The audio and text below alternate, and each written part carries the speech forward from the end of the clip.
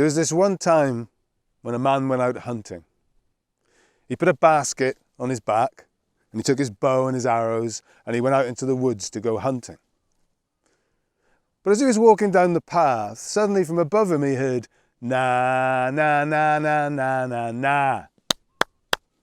Now that's your part, so I want you to do it with me. After 3, 1, 2, 3. Na, na, na, na, na, na, na. And he looked up, and in the tree there was a golden bird, a beautiful golden bird. He said, "Hey, bird, that's a strange song. I don't understand that song. Why are you singing that song?" And the bird sang, na, na, na, na, na, na, na.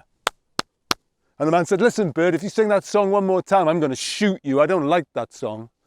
And the bird sang, na, na, na, na, na, na, na. So the man took his bow and he took an arrow and he pulled it back and he aimed it at that bird and he let that arrow fly and it flew. But as it came to the bird just went whoosh, and the arrow went past it. So the man took another arrow and he aimed it straight at the bird. And he let that arrow go. This time the bird went the other way and the arrow went whoosh. So he took a third arrow. And he aimed really carefully this time. He aimed right at the chest of that bird and he loosed the arrow and the arrow flew and it hit the bird in the chest. And the bird came tumbling down out of the sky, boom, hit the floor. And the man picked the bird up and he put it in his basket and he thought, "That's seen to you, bird. You're not going to be singing anymore." And so he set off back off the path. But as he was walking along from in the basket, and now if you're doing it, this time you need to keep your mouth closed, he heard, And he thought, "I'm going to get this bird. I'm going to silence this bird." So he went straight home and he took the bird out of the basket and he put it on a chopping block. And then he plucked every single one of that bird's feathers. And there the bird sat, bald and kind of cold. So it sang, and the man thought, "Oh, I'm going to fix you." So he took a great big meat cleaver and he chopped that bird into 100 pieces, 100 tiny pieces. And then he put the pieces in a cooking pot, put some water in and put it over the fire. And it began to boil and it began to bubble. But you already guessed what happened. From within the pot he heard, so, "Oh, this bird, I've had enough of it." So he emptied the pot of water and he took those 100 pieces and he put the 100 pieces in a box. And then he took that box outside and he dug a great big hole. And then he emptied the box, the 100 pieces, down into the bottom of that hole and then he filled it up with earth. And he was standing there and he was thinking, "That's done for that bird." But from under the earth he heard, "Now put your hands over your mouth."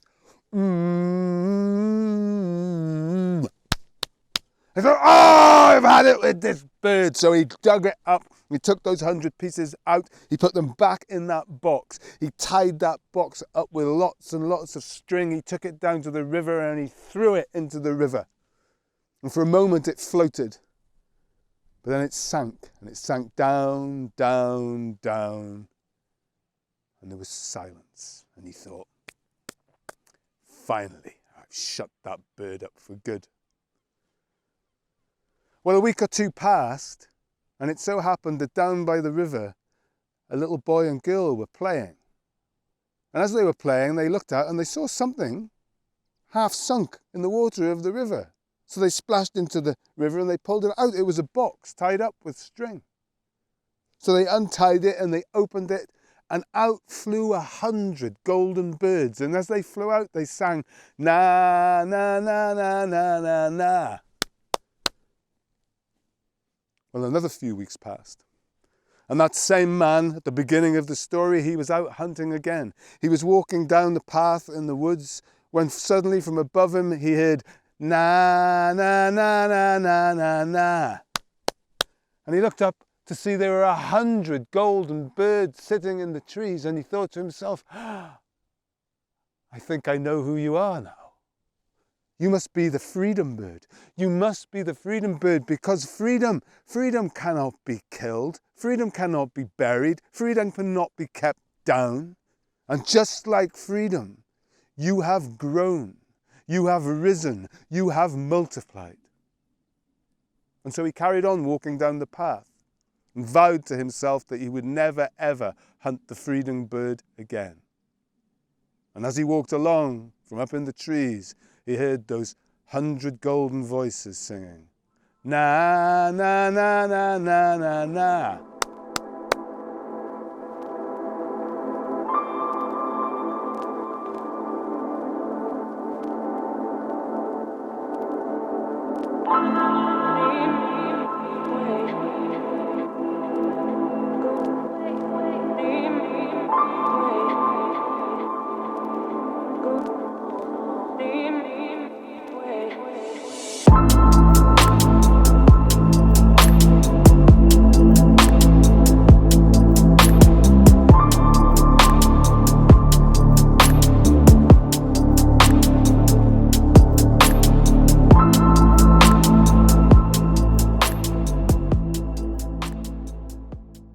So Phil, you grew up in Pembrokeshire.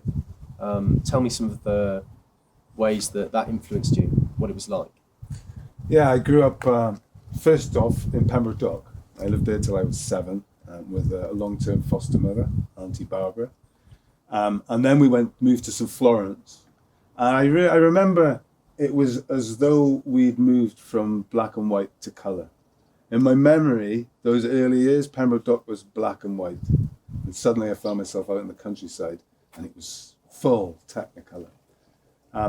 And Auntie Barbara herself had lived in St Florence. So there was this long history and all these underlying stories, you know, like little anecdotes, little hints. And I think perhaps some of my love of story came from there. The stories that kind of influenced me when I was young, I suppose there were those little snatches, those little anecdotes that you'd hear about people in the village. And they are like, you know, little snatches of folk tales, these little motifs. So that was an influence. But I only remember, apart from the obvious ones, you know, Red Riding Hood and Three Little Pigs and things like that. The only story I ever remember anybody actually telling me was The Boy Who Cried Wolf. And it was told to me because I was crying wolf. And I think that had a massive impact. This idea that stories were more than entertainment, or could be more than entertainment. That at the right moment for the right person, they contain this ancient wisdom. Because these stories have been told for hundreds of years, if not thousands of years. So they've been through thousands of mouths and ears, and they've been edited down so that the wisdom they contain, you know, is sitting there ready. And of course, they're still entertaining too. Yeah, I think that was a massive influence. And yet there's a big gap between, I was probably 8 when I was told The Boy Who Cried Wolf. So 40 years later, that kind of seed flowered. I think it's more to do, with the experience of being in a room and telling people, you know, say there's 25 or 30 people there, and you're telling a folk tale, one of these stories that have existed for all this time, and you're telling it, and it's always primarily for entertainment. But there are these things there available for those who are ready to hear them or use them or need them. And so you're there and you're telling a story which is light as far as the way it's done is light. There's no moral judgment coming in or anything. And then for one person, there's 29 people in the room are entertained, and for one person, they might be in tears because there might just be something in this story that just speaks to them right there at this moment. And so I suppose it's with that in mind that I tell stories. You were talking about storytelling as an available asset, and how that it's a conduit for many things. So, as I've said, or intimated at least, I came to storytelling through the sort of avenue of performance storytelling, which is a movement that started maybe 30 years ago. this kind of storytelling revival, and this idea that you could stand on a stage rather than around a fire and tell stories. But I wouldn't be able to earn a living presently anyway if I had to survive with it just on performance. But storytelling, fortunately, is a human activity. I mean, we're all storytellers. It's how we communicate. You know, you tell somebody your day, and they'll tell you a story, and another story begets a story. And so a lot of the work I do is in schools. And the Welsh Government, having been, I think, really far-sighted with the new curriculum and having put creativity at the heart of the curriculum. So they had this creative learning program in schools where they got creative practitioners to come in. And I've worked on quite a lot of projects with different schools doing that. And then more recently, another response to Black Lives Matter, the Welsh Government with the Arts Council have this Cynefin programme. Cynefin, Black, Asian, ethnic minority experience, contributions and history is what it addresses, or begins to address. Now, Cynefin is a Welsh word, like hiatus, difficult to translate, or maybe impossible to translate, but it has to do with belonging and home and connection. And through these projects, lots of different practitioners in lots of different schools have been exploring questions around what it means to be Welsh today, with all those diverse experiences. And then I also have worked with adults, with storytelling. I've worked with West Wales Action for Mental Health, who wanted to explore storytelling for lots of reasons, but one of them being that clients within the health system very often have this rather cold story that they are asked to repeat, and the story is not allowed to differ, and it's not very human. So we kind of began to explore ways in which people may tell their own story as a story, you know. So there's some natural warmth to it, and perhaps one of the most surprising things that I've done is I worked on a workshop around similar ideas with that, with survivors of the Rwandan genocide. And this was the same idea, that they get to tell their stories. And of course, because their stories are so harrowing, very often they feel that they need to tell the story from the beginning to the end. And it was 2 years ago, I think. COVID has blown my brain. I think it was 2 years ago. It was 25 years since the genocide. And so there was a project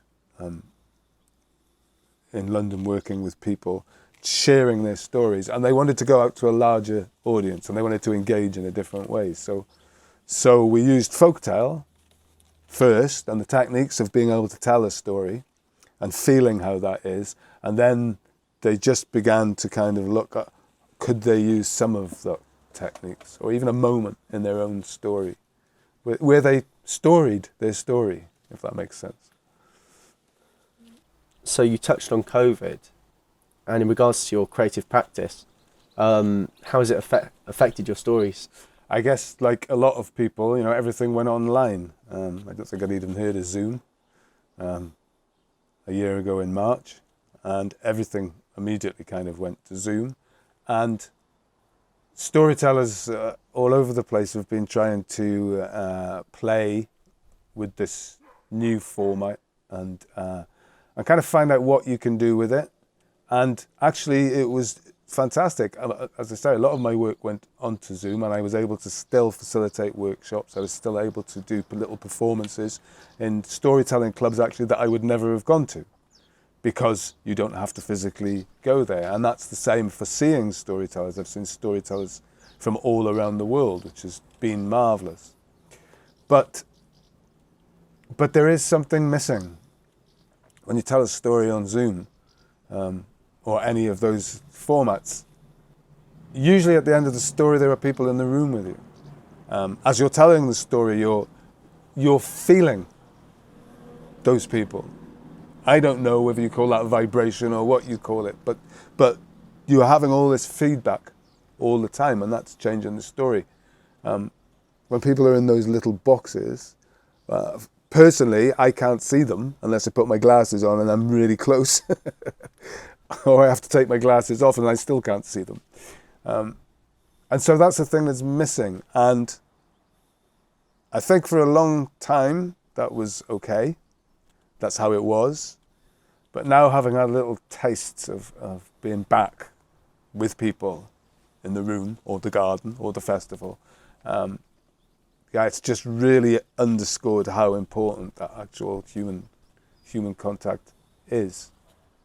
Very much looking forward to seeing you in an audience, being in an audience with you, being at festivals, being wherever, just talking. Actually, the Storytelling Festival was really interesting. It was obviously COVID safe, and the numbers were limited. I think it was 500 on site at any one time each day. But what was interesting is usually you go to a festival and there are all these, it's like at a festival, there are different things on different stages.